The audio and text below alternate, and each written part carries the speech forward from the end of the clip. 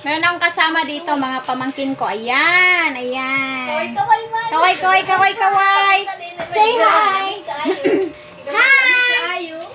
Say hi. Lami kayo. Oh, lami kayo. Lami Ikaw, Be? Ayan, lami kayo.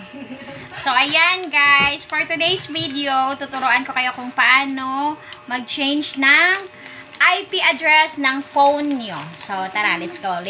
Gagawa tayo ng screen recording. So, go.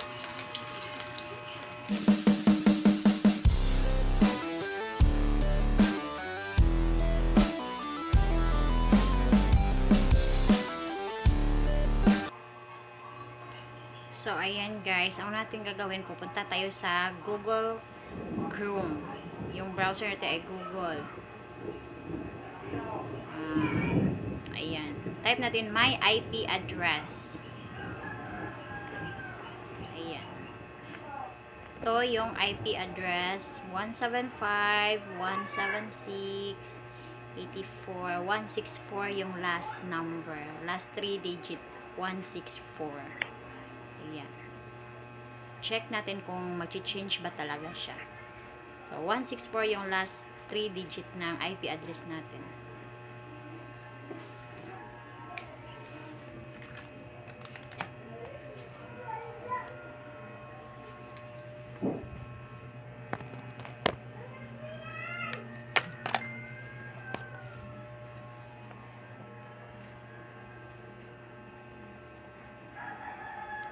Clear history muna natin. So, pagkatapos, punta tayo sa apps ng IP Changer. Download kayo ng IP Changer na app. Ayan. Click natin yung change IP address. Tapos, turn on natin yung airplane mode. Ayan. Ka-count tayo ng 1 up to 10 seconds. Ito, turn off natin yan. Mga 1 to 10 seconds. Ayan.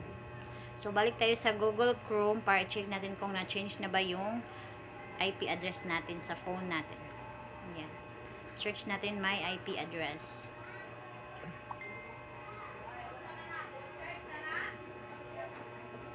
So, ayan. Refresh natin. Yung last kanina 164. Ngayon, we-change siya ng 197 yung last 3 digits. So, nag-change siya from 164 to 197. So, ayan guys. Effective siya. Mag-change siya. Yung IP address niyo mag-change sa 164 to 197. So, ayan. Refresh natin, yun pa rin ang lalabas. 197. So, ayan.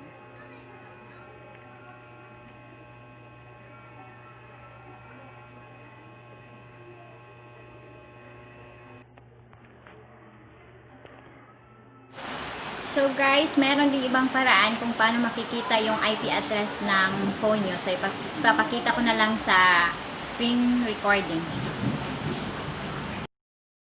So, una nyo gagawin, punta kayo sa settings ng phone nyo. Tapos, hanapin nyo yung about phone. So, tapos, punta kayo sa status. And then, click nyo yung IP address. Ayan, makikita nyo yung IP address. Ito. So, ayan, ganun lang kadali.